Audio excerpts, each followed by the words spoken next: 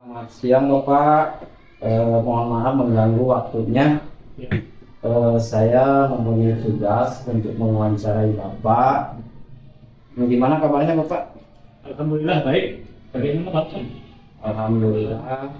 Ini saya mempunyai tugas untuk mewawancarai Bapak tentang pengambilan keputusan selama Bapak memimpin menjadi kepala sekolah di SD ini. Begini, dimulai dengan pertanyaannya kayak selama ini bagaimana Bapak dapat mengidentifikasi kasus-kasus yang merupakan dilema etik atau rujukan moral. Pertanyaan dilema etik. Iya Pak. Saya mengidentifikasi kasus dilema etik ini harus benar-benar melihat dan memilih setiap kasus atau kejadian dengan memperhatikan apakah kedua-duanya memberikan dampak positif, dan saya menyadari pilihan itu sangat berat karena pilihannya sama-sama baik, maka harus mengidentifikasi setiap kasus dengan berhati-hati atau bijak dalam mengambil keputusan dalam kasus dilema etika ini. Untuk selama Bapak ini selama Bapak ini menjalankan pengambilan keputusan di sekolah, terutama untuk kasus-kasus di mana ada dua kepentingan yang sama-sama benar atau sama-sama mengandung nilai kebajikan. Jadi semuanya kedua-duanya itu benar mengandung nilai kebajikan. Bagaimana cara mengambil keputusan? Baik, langkah yang akan saya ambil salah satunya mengumpulkan fakta yang berhubungan dengan permasalahan tersebut, dimulai dari penyebabnya, kemudian latar belakangnya, kemudian fakta-fakta apa permasalahannya. Jadi berdasarkan fakta tersebut saya harus bisa memutuskan atau bisa mengambil keputusan yang terbaik karena kedua-duanya mungkin sama-sama baik. Terima kasih atas jawabannya. Untuk pertanyaan selanjutnya Pak, langkah-langkah atau prosedur seperti apa yang biasa Bapak lakukan selama ini? Langkah-langkahnya yang pertama, saya biasa melakukan dimulai dari identifikasi, kemudian tadi mengidentifikasi masalah, kemudian yang kedua mengumpulkan fakta-fakta, ya. Selanjutnya melakukan musyawarah yang melibatkan dewan guru, komite, atau dengan para tokoh yang melibatkan pihak-pihak lain disesuaikan dengan kasus yang dihadapi. Terima kasih Bapak atas jawabannya. Untuk selanjutnya pertanyaan berikutnya, hal-hal apa saja selama ini Bapak anggap efektif dalam pengambilan keputusan pada kasus-kasus dilema etik? Hal-hal yang efektif pengambilan keputusan sebuah kasus yang saya lakukan seperti tadi mengidentifikasi permasalahan dengan mencari fakta-fakta dan melakukan musyawarah bersama pihak-pihak yang terlibat untuk menentukan kesepakatan bersama. Terima kasih. Terus selanjutnya, hal apa saja yang selama ini merupakan tantangan dalam pengambilan keputusan pada kasus-kasus dilema etik? Tantangannya dalam pengambilan keputusan itu pada kasus dilema etika itu apabila kita menghadapi orang yang memiliki latar belakang berbeda, maka pandangannya dipengaruhi latar belakang budaya, latar belakang pendidikan, atau senioritas. Dan berawal dari situlah kita nanti akan menemukan tantangan karena otomatis berbeda pandangan. Akibatnya dalam pengambilan keputusan menjadi lebih alot dan membingungkan karena sebenarnya kedua sudah benar dan tidak ada yang dirugikan. Terima kasih Bapak atas jawabannya. Untuk selanjutnya Pak, apakah Bapak memiliki sebuah skala atau jadwal tertentu dalam sebuah penyelesaian kasus delik etik? Saya dalam menyelesaikan suatu permasalahan dalam dilema etik itu tidak pernah menjadwalkan waktunya, karena ya disesuaikan dengan kapan waktunya. Memang namanya suatu permasalahan dilema itu bisa datang sewaktu-waktu dan bukan direncanakan. Artinya kita menyelesaikan masalah itu pada saat muncul masalah dilema etika. Jadi langsung kita selesaikan saat itu juga, meskipun memang saat itunya bukan pada hari yang sama, tetapi secepatnya kita mencari jalan keluar. Jadi Bapak langsung menyelesaikan di tempatnya, ya, atau memiliki sebuah jadwal mungkin menyelesaikan atau bentuk atau prosedur seperti apa yang biasa Bapak jalankan. Ya. Jadi ada berarti di hari berikutnya bisa kemungkinan seperti itu. Terus selanjutnya Pak, adakah seseorang atau faktor-faktor apa yang selama ini mempermudah atau membantu Bapak dalam pengambilan keputusan dalam kasus-kasus dilema etik? Ada ya, faktor yang membantu dan mempermudah itu dalam pengambilan keputusan dari Dewan Guru yang terlibat dengan kasus dilema etika, kemudian orang tua pastinya, kemudian para tokoh masyarakat, dan tidak menutup kemungkinan melakukan sharing dengan pihak tertentu.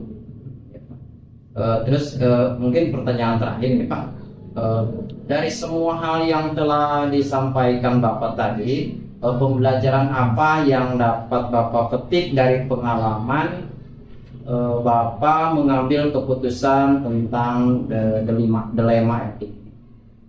Ya, pembelajaran yang saya dapat dari pengalaman mengambil keputusan dilema etika ini adalah kita akan mengutamakan musyawarah untuk mencapai keputusan yang terbaik. Kemudian harapannya tidak ada keputusan kita yang salah dalam menentukan keputusannya dan tidak merugikan salah satu pihak. Kemudian diselesaikan secara bersama-sama untuk mendapatkan yang terbaik dari masalah tersebut. Terima kasih Bapak atas jawabannya, sangat memuaskan sekali. Mungkin ini sebuah referensi buat saya sebagai tugas dari TGP ini. Jawabannya sangat memuaskan. Mungkin cukup Bapak, terima kasih telah mengganggu waktunya. Selamat siang. Semangat terus. Selamat siang Ibu, gimana kabarnya? Selamat siang, alhamdulillah. Ada apa nih Pak Lukman? Ini Bu, saya ada tugas ini untuk mewawancarai tentang permasalahan dilema etika. Jadi selama Ibu memimpin di sekolah, mungkin saya dimulai dengan pertanyaan pertama ya Bu ya. Iya. Selama ini bagaimana Ibu dapat mengidentifikasi kasus-kasus yang merupakan dilema etik atau rujukan moral? Dilema etika yeah, dan rujukan moral. Yang pertama, dilema etika dan rujukan moral itu ada dua masalah ya. Yang pertama itu adalah yang sering dialami dalam proses pengambilan keputusan. Dilema etika merupakan sebuah situasi di mana keduanya benar sama benar. Jadi yang satu benar, yang ini juga benar gitu. Terus yang termasuk rujukan moral itu adalah yang satu itu mah agak mudah untuk diatasinya, yaitu yang pertama misalnya ini permasalahannya salah, mengajukannya masalah salah dan yang ini benar. Jadi itu untuk itu agak mudah lah untuk mengambil keputusannya. Jadi oleh karena itu apabila menemui kesulitan dalam pengambilan keputusan akibat dilema etika atau rujukan moral, bisa berpegang teguh pada prinsip berpikir dalam pengambilan keputusan itu. Hasil akhir yang terbaik menurut kedua belah pihak yang berselisih dan berpegang pada peraturan dan kepedulian. Jadi kedua-duanya harus bisa memahami, harus saling menghargai dan menghormati dan mengambil keputusan keputusan yang tidak menyinggung salah satu orang gitu. Terima kasih Ibu atas jawabannya. Untuk selanjutnya, selama Ibu menjadi memimpin, bagaimana menjalankan pengambilan keputusan di sekolah, terutama untuk kasus-kasus di mana ada dua kepentingan yang sama-sama benar atau sama-sama mengandung nilai kebajikan. Yang sama-sama benar dan sama-sama mengandung nilai kebajikan terhadap pendidikan gitu. Ya baik, terima kasih. Dalam pengambilan keputusan yang saya lakukan ketika menghadapi kasus seperti itu, di mana ada dua kepentingan yang sama benar, adalah mengutamakan kepentingan yang berpihak kepada kepentingan siswa atau peserta didik. Jadi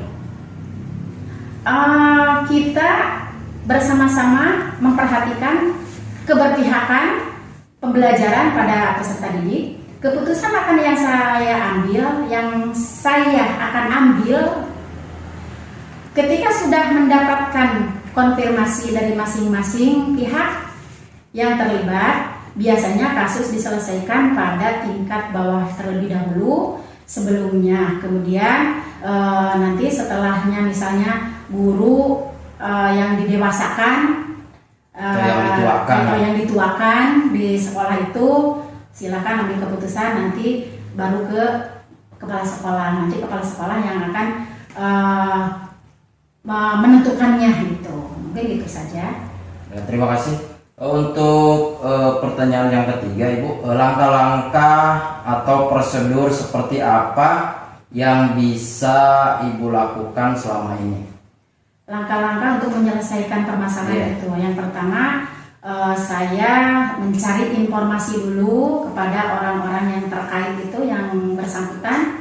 Kemudian kita kumpulkan dan selanjutnya kita konfirmasikan dengan guru-guru bagaimana caranya ini untuk diselesaikannya, dan memberikan kepada guru yang akan memberikan masukan itu seperti apa, bagaimana, dan kita baru memutuskan apa yang harus kita ambil keputusan dari masalah itu.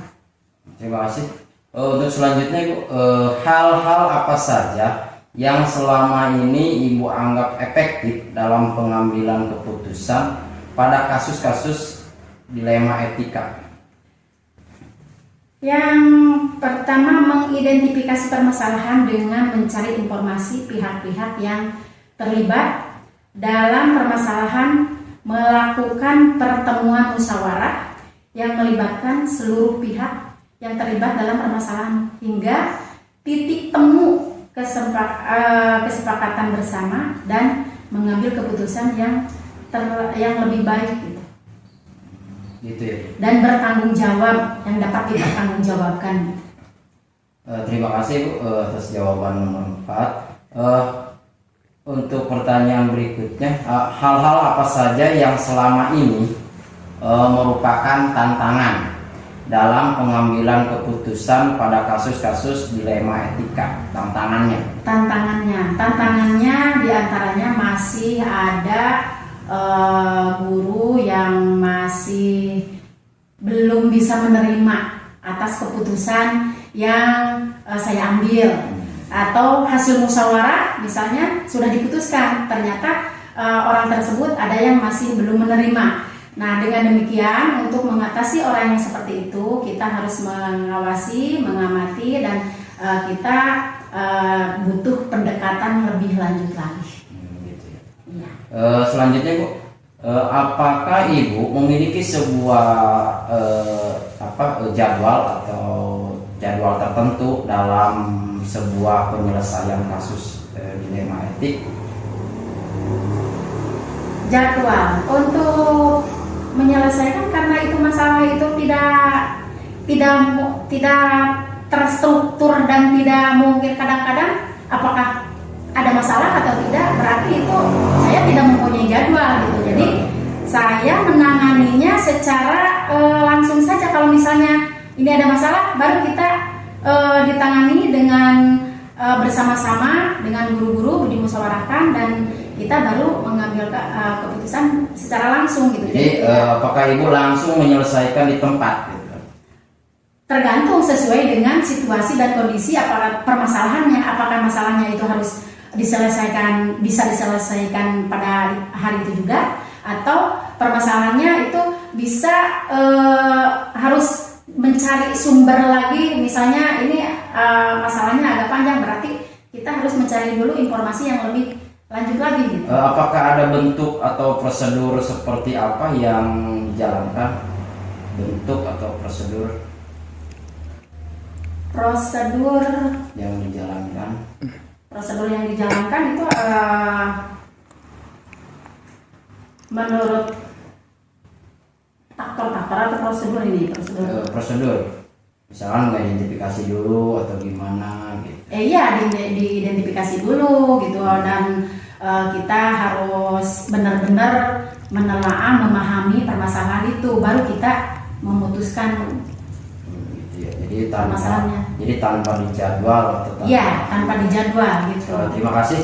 Untuk selanjutnya, adakah seseorang atau faktor-faktor yang selama ini mempermudah atau membantu Ibu dalam pengambilan keputusan dalam kasus-kasus dilema etik ini, yang membantu atau yang membantu, mempermudah maksudnya Ibu yang mempermudah untuk mengambil keputusan. Ya pasti ada.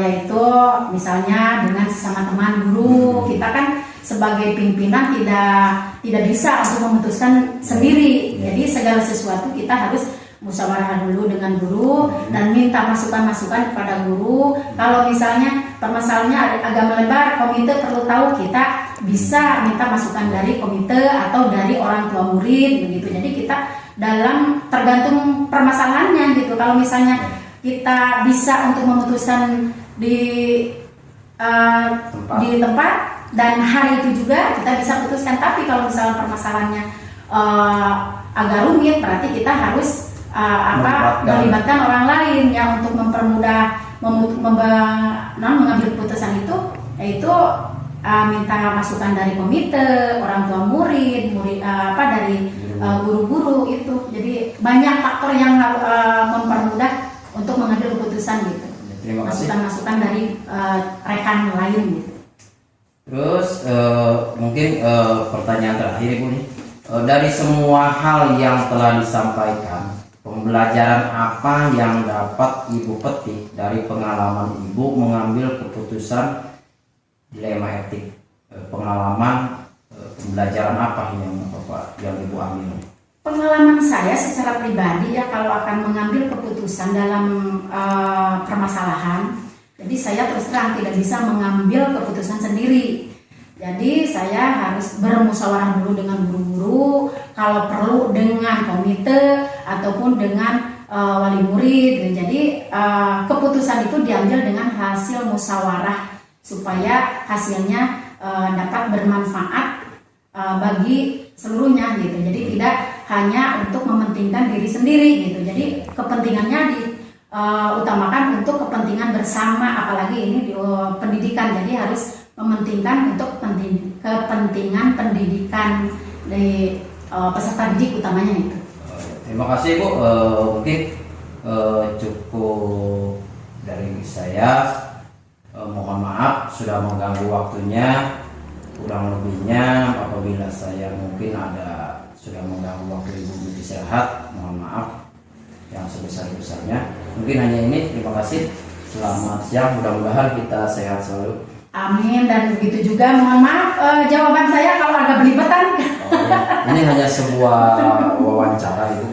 Ya, terima kasih juga atas kesempatannya untuk diwawancara. Itu mudah-mudahan Bapak menjadi pemimpin yang lebih baik. Amin. Enggak, Assalamualaikum. Waalaikumsalam.